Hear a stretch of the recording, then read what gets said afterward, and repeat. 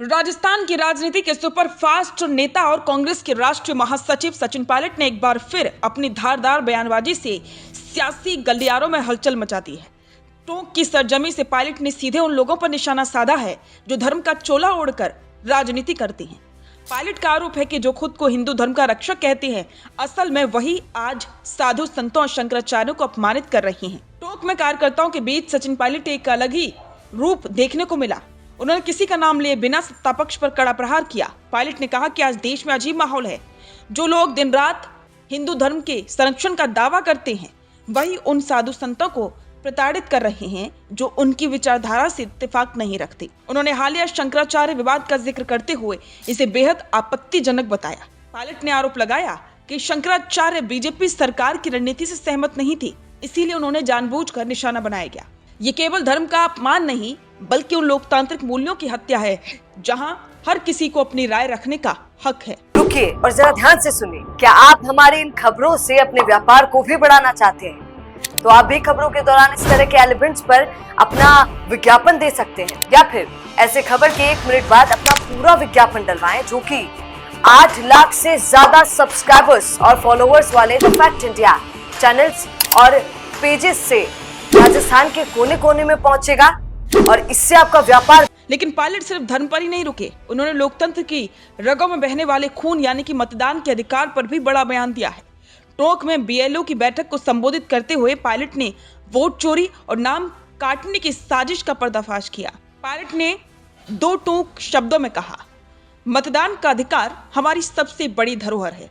अगर किसी पात्र नागरिक का नाम लिस्ट से हटाया जाता है तो लोकतंत्र के साथ सबसे बड़ा विश्वासघात है। उन्होंने निर्वाचन आयोग को उनकी संवैधानिक जिम्मेदारी याद दिलाते हुए कहा कि चुनाव आयोग का यह कर्तव्य है कि वो सुनिश्चित करे कि किसी भी परिस्थिति में एक भी योग्य मतदाता वोट देने से वंचित न रह जाए। पायलट ने देश के अलग अलग हिस्सों से आ रही उन खबरों पर भी चिंता जताई जहां चुनाव अधिकारियों और बीएलओ पर राजनीतिक दबाव डाला जा रहा है। उन्होंने आरोप लगाया कि राजनीतिक स्वार्थ के लिए सूचियों में हेरफेर की जा रही है। पायलट ने राहुल गांधी के उन दावों का समर्थन किया है जिनमें उन्होंने चुनावी अनियमितताओं के सबूत पेश किए थे।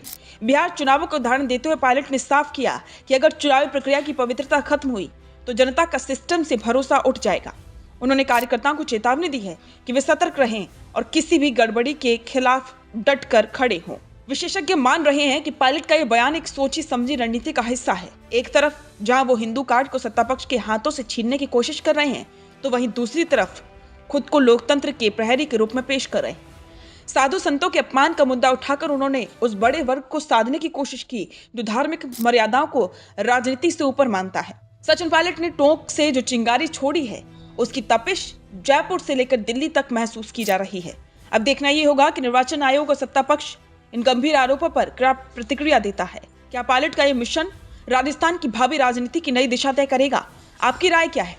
क्या आपको लगता है कि वाकई में साधु संतों को राजनीतिक असहमति के कारण निशाना बनाया जा रहा है? हमें कमेंट सेक्शन में जरूर बताएं। बिजनेस अच्छा हो सकता है, लेकिन अगर नाम नहीं दिखा तो पहचान कैसे बनेगी? अब टेंशन छोड़िए, द फैक्ट इंडिया आपके बिजनेस को देगा वो पहचान जो पूरे राजस्थान में हर किसी तक पहुंचे। न्यूज चैनल पर विज्ञापन, पॉडकास्ट और प्रमोशन के जरिए आप सीधे 5 लाख सब्सक्राइबर और 10 करोड़ से ज्यादा व्यूज तक अपनी पहुंच बना सकते हैं। तो देर किस बात की, आज ही द फैक्ट इंडिया से जुड़िए और अपने बिजनेस को बनाइए हर घर का नाम।